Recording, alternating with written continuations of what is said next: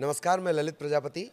अब रोज़ रोज़ क्या खबरों की दुनिया में रहना, कभी कभार किस्से कहानियाँ कथाएं भी सुननी चाहिए। तो आज एक लघु कथा आपको सुनाने का मन है। छोटी सी कहानियाँ। एक थे खामखा चौधरी। इलाके में दरअसल उनका जबर रसूख था। सूदखोरी नहीं करते थे, लेकिन कुलच्छन उनके ऐसे थे कि पुरानी फिल्मों के बड़े से बड़े लाला मारे शर्म के मर जाएं। एक बार किसी के माँ के कंगन अगर उनके पास पहुँच जाएं तो समझिए 7 पुश्तें कर्जा चुकाएंगी। अब वो इतने प्रतापी थे तो रसूख भी था, खौफ भी था, दरबारी भी थे, अनुगामी भी थे। कुल मिलाकर दुर्गुणों की खान थे खामखा चौधरी। लेकिन 3-4 हरकतें उनकी बहुत फेमस थी। धन धान्य अत्यधिक था तो वो अपनी तोंद पुष्टि के बाद नदी में बहा दिया करते थे। बातें एकदम वो समता मूलक समाज की किया करते थे। सत्य, अहिंसा, सद्भावना, न्याय, अमन, चैन, ऐसे शब्दों की उनके भाषणों में बहुतायत हुआ करती थी। लेकिन धंधा वो हथियार का करते थे। इसीलिए चाहते थे कि अस्थिरता बनी रहे, गाली गलौज जारी रहे, लोग एक दूसरे को आंख दिखाते रहें, सीमाओं का अतिक्रमण चलता रहे।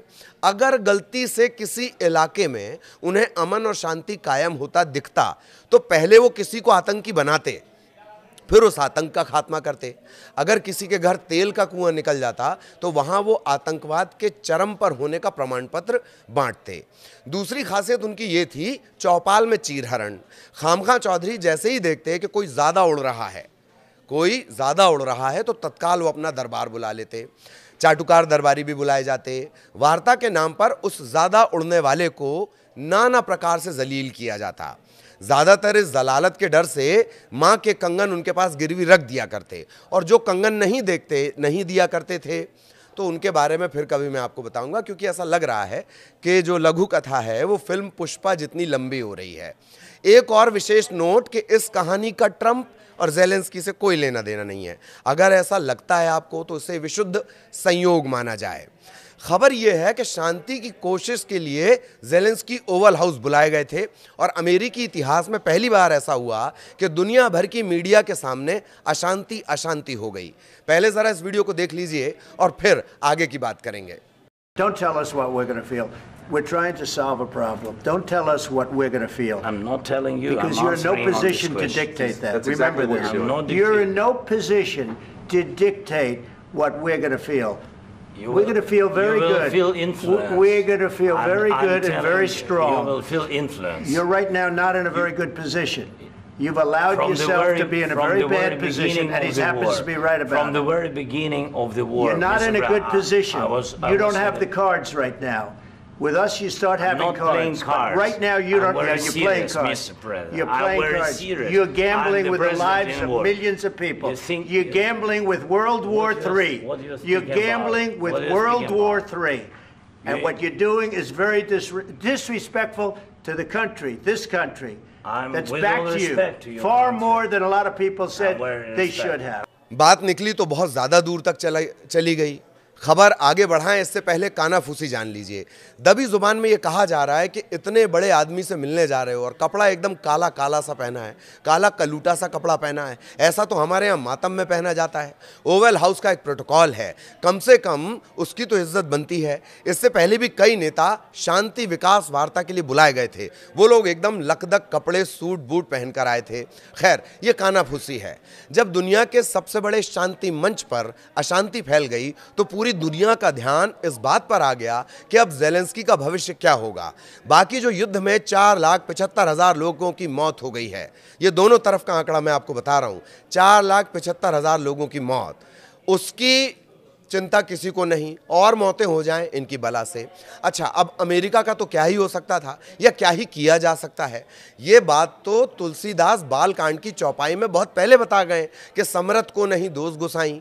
अब अमेरिका की चिंता तो कोई करेगा नहीं, लिहाजा पूरी दुनिया के नेताओं की चिंता जान लीजिए।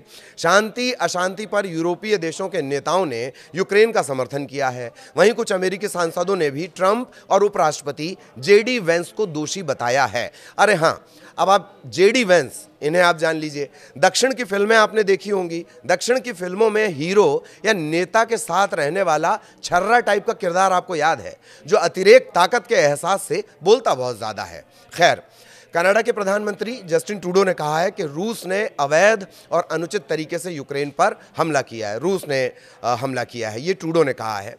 एक्स पर वो लिखते हैं कि 3 साल से यूक्रेन के साहस और जवाबी कार्रवाई के साथ यूक्रेन उनका मुकाबला कर रहा है। उनकी लड़ाई लोकतंत्र, आज़ादी और संप्रभुता के लिए है। फ्रांस के राष्ट्रपति इमैनुअल मैक्रों ट्रंप और ज़ेलेंस्की के बीच बहस पर कहते हैं, हमें उन लोगों का सम्मान करना चाहिए जो शुरू से ही लड़ रहे हैं। इसके अलावा पोलैंड के जो प्रधानमंत्री हैं डोनाल्ड टस्क, उन्होंने सोशल मीडिया प्लेटफॉर्म एक्स पर लिखा, यूक्रेनी दोस्तों आप अकेले नहीं हैं। नॉर्वे के प्रधानमंत्री जोनास गर स्टोर लिख रहे हैं कि हम इस संघर्ष में यूक्रेन और स्थायी शांति के पक्ष में हैं। स्वीडन के प्रधानमंत्री उल्फ क्रिस्टरसन ने भी यूक्रेन का समर्थन किया है। उन्होंने कहा कि स्वीडन यूक्रेन के साथ खड़ा है। आप न केवल सिर्फ अपने लिए बल्कि पूरे यूरोप की आज़ादी के लिए लड़ रहे हैं। अमेरिका विदेश मंत्री हैं मार्को रूबियो, वो कह रही हैं बातचीत को बुरी तरह नाकाम उन्होंने बताया और कहा कि ज़ेलेंस्की को माफ़ी मांगनी चाहिए। Of course, we want to stop the war. But you're saying you don't want a ceasefire. But I said to you, I want a ceasefire. with guarantees. Because you'll get a ceasefire faster than an agreement. Ask our people about ceasefire. What do you think? I gave you the javelins to take out all those tanks. Obama gave you sheets. In fact, the statement is Obama gave sheets and Trump gave javelins. You got to be more thankful. Because let me tell you, you don't have the cards. With us, you have the cards. But without us, you don't have any cards. You're not winning. You're not winning this. You have a damn good chance of coming out okay because of us. Mr. President, you haven't been allowed.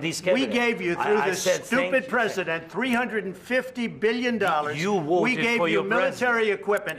And your men are brave, but they had to use our military. What about if you didn't have our military equipment, if you didn't have our military equipment, this war would have been over in 2 weeks. If you will speak very loudly about the war, you can... He's not speaking loudly. He's not speaking loudly. Your country is in big trouble. Can I Wait a answer? minute. No. You've done a lot of talking. Your country is in big trouble. I know. You're not winning. You're not winning this. You have a damn good chance of coming out okay because of us. Mr. President, you haven't been allowed.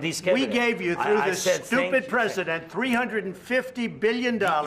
We gave you military equipment. And your men are brave, but they had to use our military. What about if you didn't have our military equipment, if you didn't have our military equipment, this war would have been over in 2 weeks. In 3 days. I heard it from Putin. In 3 days. This is something maybe new. less. Video आपने देखा है, मांग सभी यही कर रहे हैं कि ज़ेलेंस्की को ही माफ़ी मांगनी चाहिए। डेमोक्रेटिक सांसद चक शुमर ने एक्स पर लिखा है, ट्रंप और वेंस गलत दिशा में काम कर रहे हैं। वैसे रिएक्शन के सिलसिले लंबे चलेंगे। सवाल जस का तस रहेगा कि ये युद्ध का सिलसिला कब रुकेगा। ज़्यादातर जानकारों ने अब तेरा क्या होगा ज़ेलेंस्की इस स्टाइल में यूक्रेन के राष्ट्रपति की चिंता की है। कुछ का मानना है कि उन्हें इस्तीफा दे देना चाहिए, वो किसी और को मौका दें ताकि वो जाकर अमेरिका से बेहतर तरीके से डील कर सके, यानी अमेरिका से रिश्ते कायम कर सके। कुछ का कहना है कि युद्ध की स्थिति में फिलहाल ज़ेलेंस्की ऐसा कुछ नहीं करेंगे। अब जाने की बारी है। मैं आपसे नमस्ते करूं उससे पहले लघु कथा में खामखा चौधरी का एक और गुण रह गया था, जाते जाते उसे भी जान लीजिए। खामखा चौधरी की आदत नहीं, इसे लत कहते हैं। वो लोगों का भला करता था। कोई अपना भला अगर नहीं भी करवाना चाहता था तो चौधरी जी जबरन भला कर देते थे। उनकी इस जबरन भला करने की लत ने इलाके के जाने ही कितने घर को बर्बाद कर दिया। लेकिन मजाल है कि चौधरी जी ने अपनी आदत बदली हो, क्योंकि फिर मैं दोहरा दूं कि चौधरी जी बात अमन की करते थे, शांति की करते थे, पर धंधा हथियारों का किया करते थे।